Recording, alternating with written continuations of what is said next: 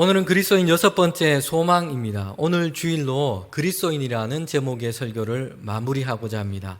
6번에 걸쳐서 말씀을 전했습니다. 회심하여 전도자로 살아갔던 바울의 삶을 살펴보았습니다. 그리고 그리스도 안에서 한 성도들에게 보낸 서신과 메시지를 통해서 하나님의 말씀을 들었습니다. 그리스도인이란 도대체 누구인가 함께 말씀을 통해서 상고해 보았습니다. 설교하는 자, 그리고 설교를 듣는 자, 우리 모두가 함께 간절한 기대와 소망을 품기를 원합니다. 그것은 세상에 살지만 그리스도 안에서 살아가는 것입니다. 그리스도 안에서 생각하고, 그리스도 안에서 말하고, 그리스도 안에서 행동하고, 그리스도 안에서 소망하는 것입니다. 오늘은 그리스도인 여섯 번째 시간으로 소망입니다. 그리스도인은 어디에 소망을 두고 살아가는가 함께 하나님의 말씀을 듣고자 합니다. 성도 여러분, 우리가 흔히 쓰는 말 중에 롤 모델이라는 이런 단어가 있습니다.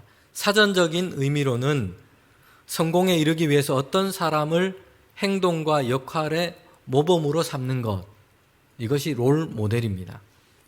쉽게 말하면 인생에서 정말 본받고 싶은 사람, 닮아가고 싶은 사람, 따라가고 싶은 사람, 이 사람이 롤 모델이죠. 우리는 희망을 가지고 있지만, 장래 희망을 가지고 있지만 이것을 어떻게 이룰까 막연할 때가 많습니다. 이것을 어떻게 이루고 어떻게 이룰 수 있는지 막연합니다. 그럴 때 롤 모델이 필요합니다. 롤 모델이 되는 사람은 이것을 어떻게 준비했고 어떻게 이루었는지를 살피고 보여주고 있습니다. 그렇게 되면 시행착오가 적어지겠죠. 그리고 그의 뒤를 따라서 걸어갈 수 있습니다. 몇 주간 우리는 사도 바울에 대해서 한번 살펴보았죠. 그는 예수 그리스도로 말미암아 회심한 사람이었습니다. 주께서 주신 사명을 따라서 전도자로 그리고 그리스도 안에 살아갔던 사람입니다. 여러분 어떻습니까? 그래 나도 이제 바울을 나의 인생의 롤 모델로 삼아야 되겠다라는 생각이 드십니까? 저는 이렇게 대답하고 싶습니다. 아니요, 제발 그것만은 다른 사람 많잖아요. 성경에 다른 사람 추천해 주세요.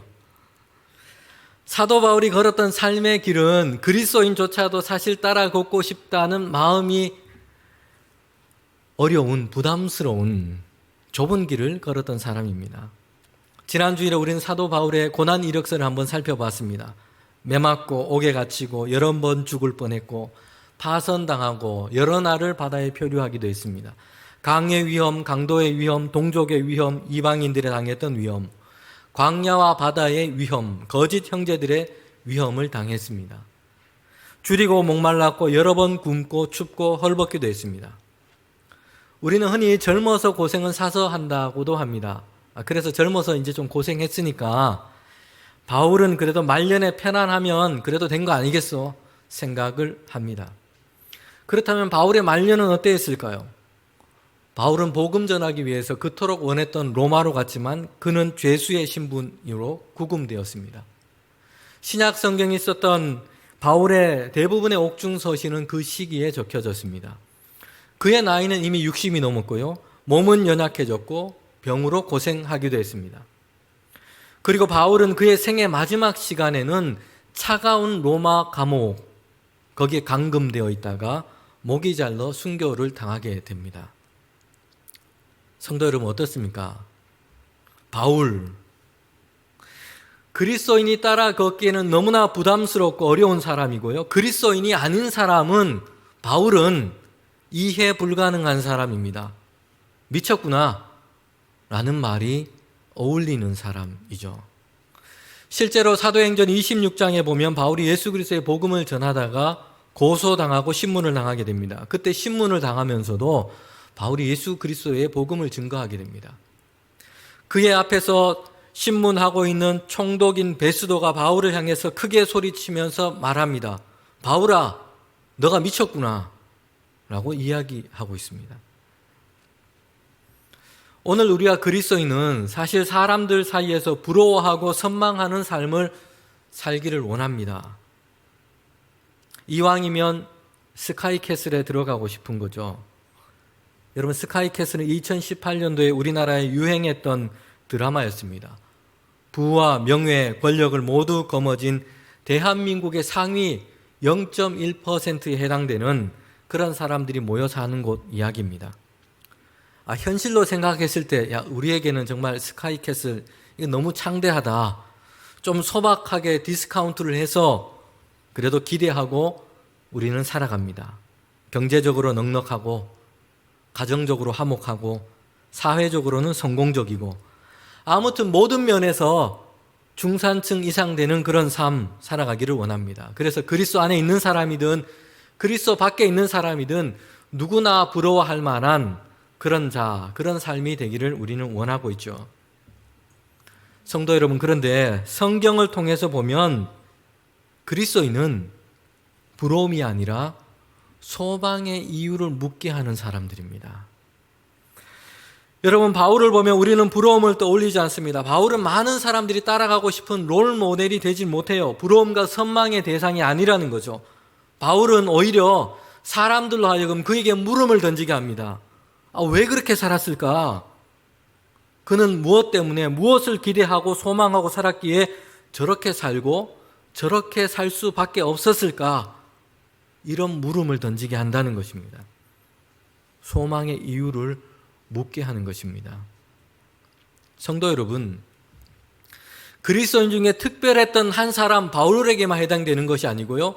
베드로는 그리스도 안에 있는 모든 성도들에게 이렇게 말하고 있습니다. 베드로전서 3장 15절 말씀입니다.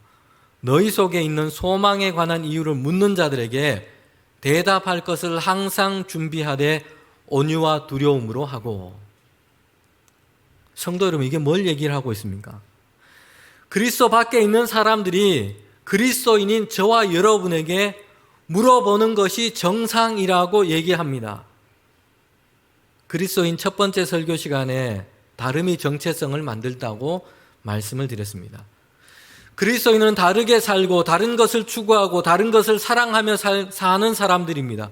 그래서 정말 그리스도인으로 살고 있다면 다른 사람들이 우리를 향해서 질문하고 물음을 던지는 것이 당연하다는 것입니다. 당신은 왜 그렇게 살아갑니까? 나는 잘 이해가 안 되는군요. 당신의 인생의 목적은 무엇입니까? 당신은 무엇을 소망하기에 그렇게 살아갑니까?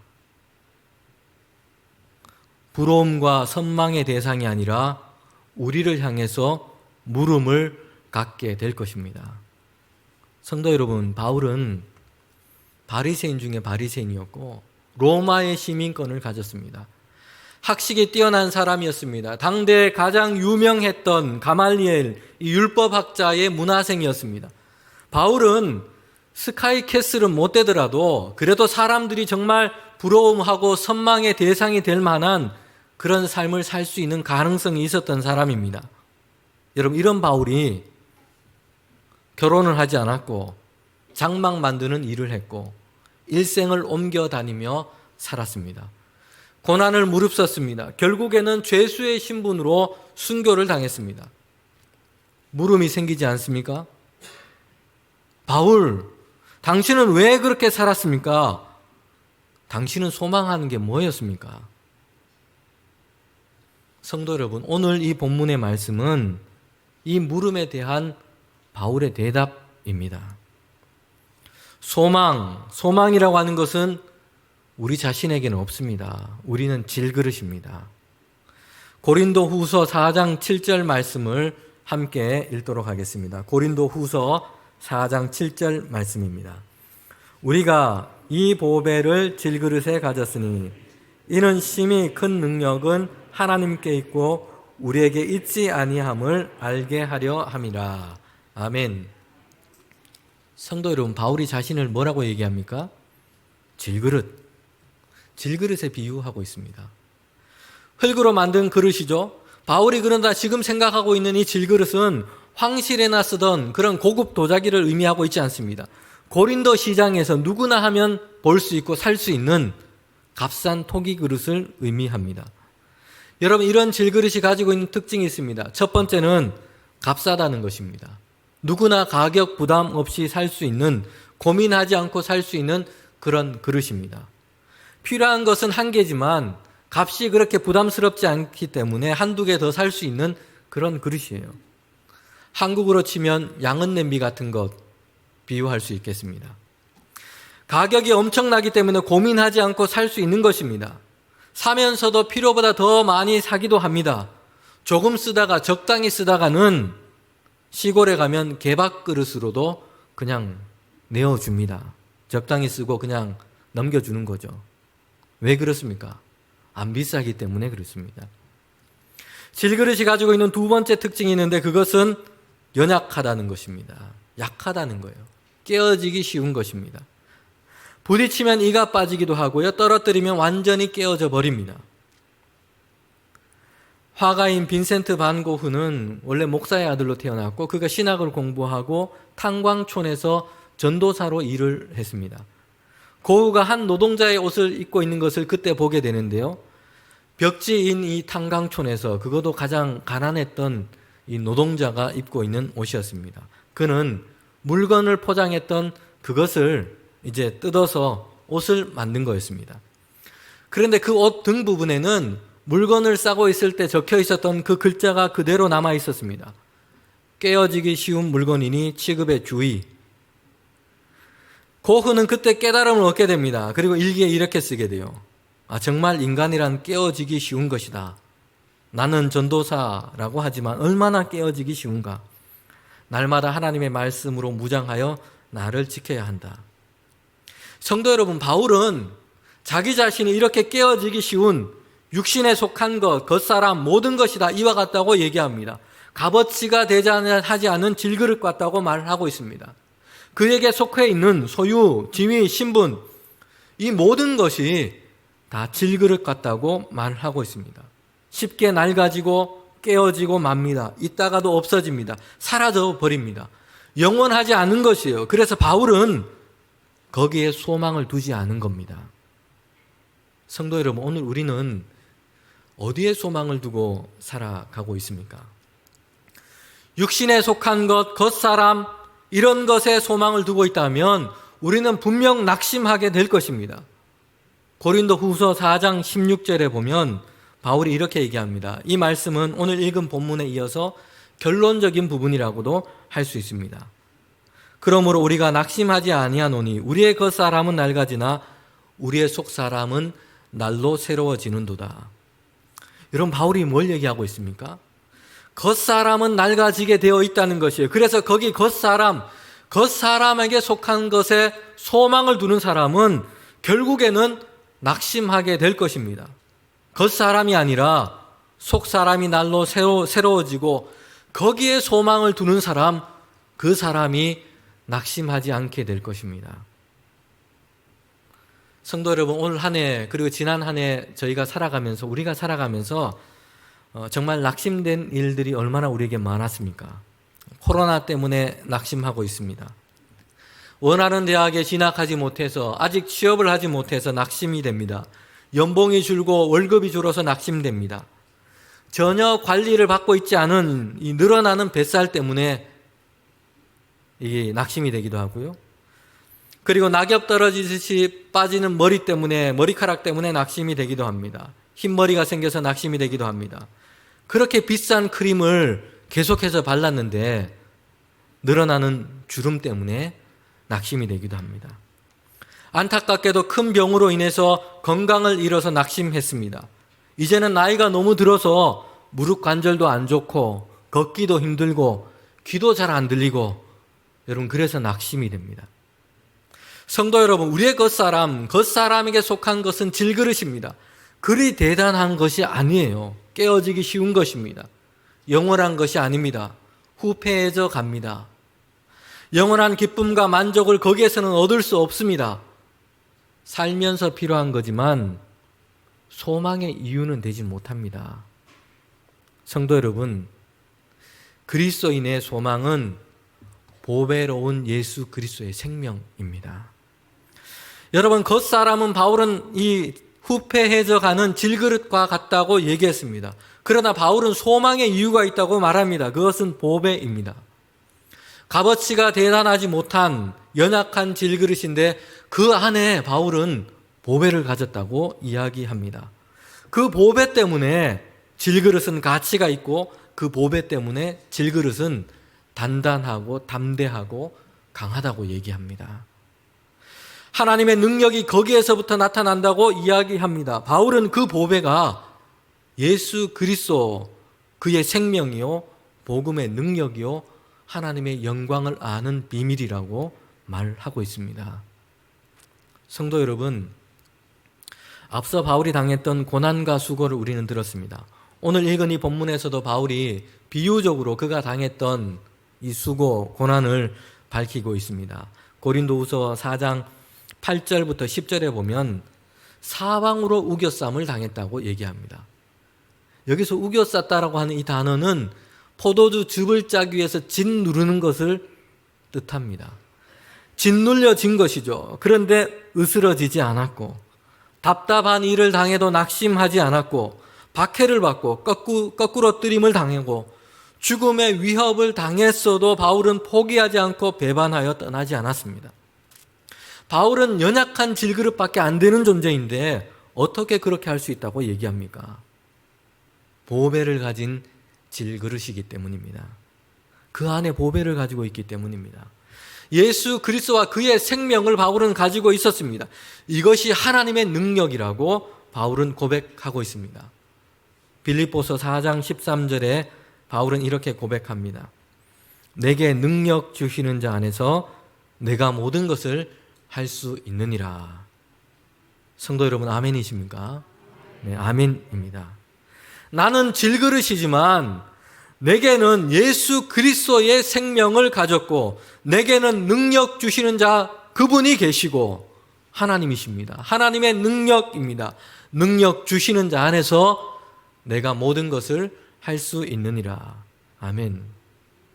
성도 여러분, 그런데 능력 주시는 자 안에서 내가 모든 것을 할 수 있느니라 말씀하니 어떤 마음이 듭니까? 갑자기 우리 자신이 막 슈퍼맨이 된 것 같은 그런 마음, 생각이 들지 않습니까? 그래, 뭐든지 할 수 있지. 안 되면 되게 해라. 1등도 하고 우승도 하고 합격을 하고 승진을 하고 스카이캐슬에 들어가는 것, 승승장구하는 것.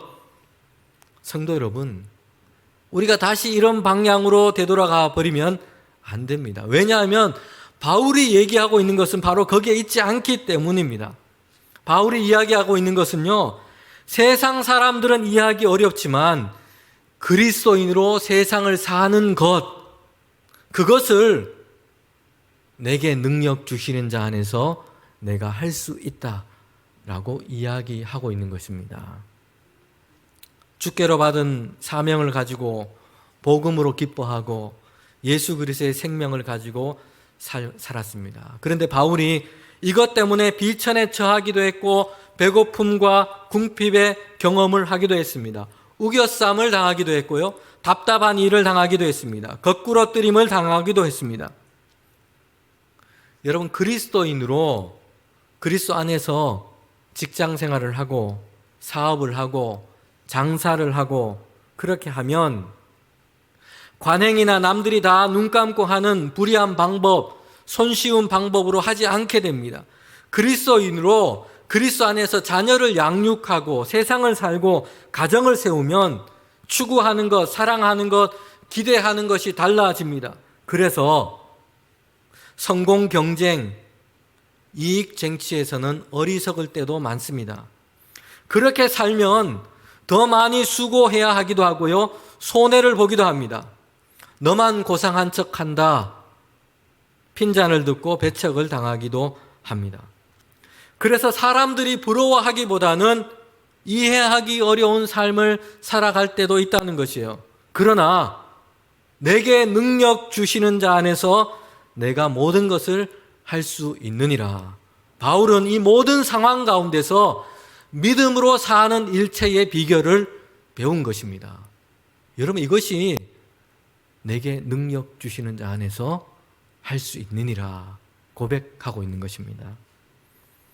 성도 여러분, 사실 우리는 예수님을 믿고 살지만 우리가 가진 관심과 기대는요, 질그릇과 같은 겉사람에게 속한 것인 경우가 많습니다. 이런 것들의 값어치를 올리고 보존하고 잘 유지하는 것이 최대의 관심사인 경우가 많아요. 사회적인 지위, 건강, 자산과 아파트값 이거 안 떨어지고 올라가는 것, 잘 유지되는 것, 이런 것을 기대할 때가 많습니다. 하나님께 기대하고 원하는 것들이 이런 것으로만 채워져 있는 경우도 있습니다. 여러분, 그러나 겉사람에게 속한 것은 후패합니다. 중국의 진시황은 세계 역사에서 가장 주목할 만한 강력한 대제국을 건설했습니다. 막대한 권력과 힘과 부를 가진 황제가 되었습니다. 그러나 그의 관심과 기대는 그 자신의 제국을 영원히 유지하는 거였고요. 영원히 자기 자신이 사는 것이었습니다. 그래서 적들의 침략을 대비하기 위해서 어마어마한 만리장성을 쌓았죠. 그리고 사람들을 보내서 불로초를 찾게 했습니다. 여러분, 그런데 진시황이 어떻게 죽은지 아십니까?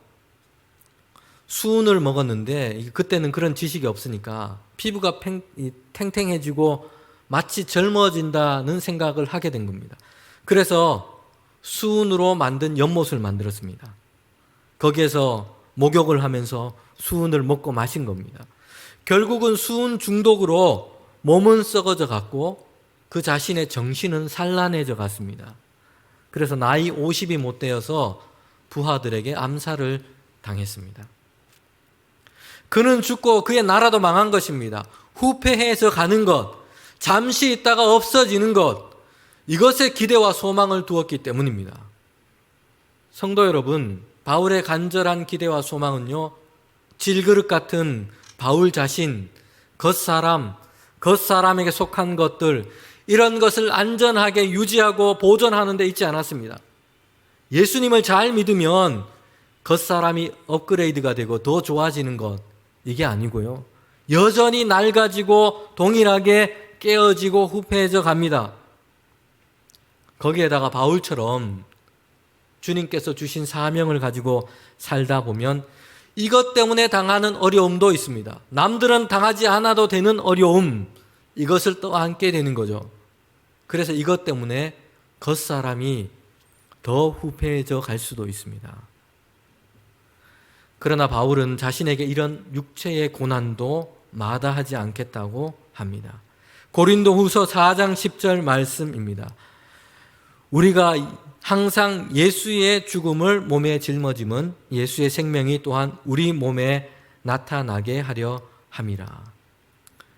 여러분, 바울이 그가 품은 소망이 무엇입니까?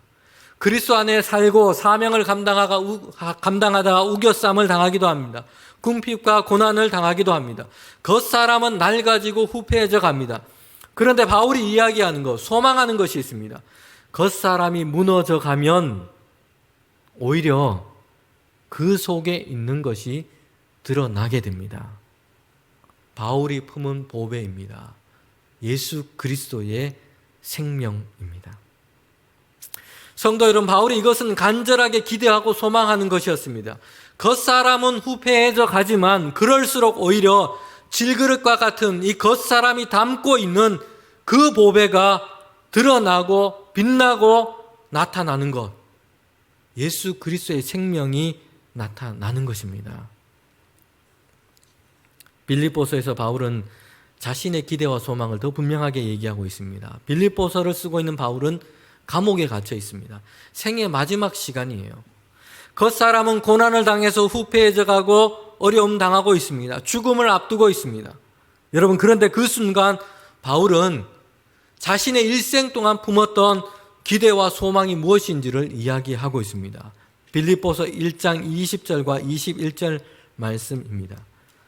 나의 간절한 기대와 소망을 따라 아무 일에든지 부끄러워하지 아니하고 지금도 전과 같이 온전히 담대하여 살든지 죽든지 내 몸에서 그리스도가 존귀하게 되게 하려 하나니 이는 내가 사는 것이 그리스도니 죽는 것도 유익함이라. 여러분, 바울의 소망이 뭐라고 얘기합니까? 그가 간절하게 기대하는 것, 그게 뭐라고 얘기합니까? 겉사람은 후패해져 가지만 오히려 그 겉사람이 무너져 가면 갈수록 그 자신 안에 품고 있는 예수 그리스도의 생명이 존귀하게 드러나게 되는 것. 여러분, 이것이 바울의 소망 그리고 그의 기대였습니다. 성도 여러분, 오늘 읽은 이 본문에서 우리는 바울이 품은 더 담대한 소망을 보게 됩니다. 이 땅의 삶을 살아가면서 끝날까지 예수 그리스도의 그 생명과 복음의 가치가 존귀하게 되는 것, 이것이 바울이 품은 소망이었습니다. 그러나 바울은 그리스도 안에서 가진 더 담대한 기대와 소망이 있었습니다. 고린도 후서 4장 14절 말씀입니다. 함께 이 말씀을 읽도록 하겠습니다. 14절 말씀입니다. 주 예수를 다시 살리신 이가 예수와 함께 우리도 다시 살리사 너희와 함께 그의 앞에 서게 하실 줄을 아노라. 아멘. 여러분, 바울이 소망하는 겁니다. 부활입니다. 부활. 성도 여러분, 그리스도인의 소망은 모든 죽음과 사망, 권세는 깨어지고 부활의 몸을 입고 예수 그리스도 앞에 서는 영원한 생명입니다. 여러분, 이것이 그리스도인이 품은 소망입니다. 성도 여러분, 우리의 소망은 잘 죽는 것으로 끝나지가 않습니다. 예수 그리스도께서 사망과 죽음의 권세를 깨고 부활하셨습니다. 잠자는 자들의 첫 열매가 되셨습니다. 그리스도 안에 사는 모든 사람들이, 모든 잠자는 자들이 그리스도와 함께 일어나게 될 것입니다. 주님께서 다시 오실 때에 부활의 생명을 입는 것입니다. 이전에는 흙에 속한 형상이었지만 이제 그때에는 하늘에 속한 영원한 하나님의 형상을 입고 다시 태어나게 되는 것입니다. 썩거나 후패해져 가는 것이 아니라 영원한 부활의 몸을 입고 주 앞에 서게 되는 것입니다. 여러분, 그때 주의 백성들은 찬양할 것입니다. 고린도전서 15장 55절부터 57절입니다. 사망아, 너의 승리가 어디 있냐? 사망아, 너가 쏘는 것이 어디에 있느냐? 주 예수 그리스도로 말미암아 우리에게 승리를 주시는 하나님께 감사하노라. 아멘. 성도 여러분, 우리의 겉사람, 우리의 이 몸 겉사람은 늙고 후패해져 가도, 시련과 고난 속에 있다고 해도, 병으로 인해서 이제 정말 생애 시간이 얼마 남지 않았다고 해도 낙심하지 않을 이유가 바로 여기에 있습니다. 오히려 담대하여 항상 기뻐하고 쉬지 않고 기도하고 범사에 감사할 수 있는 이유입니다. 그래서 그리스도 밖에 있는 자들이 우리를 향해서 묻게 될 것입니다. 이런 상황 가운데서도 당신은 어떻게 이렇게 소망찬 이유가 도대체 무엇입니까? 여러분, 우리가 대답할 이유가 바로 여기에 있습니다. 나는 예수 그리스도와 함께 다시 살 것입니다. 내게는 부활의 생명이 약속되어 있기 때문입니다.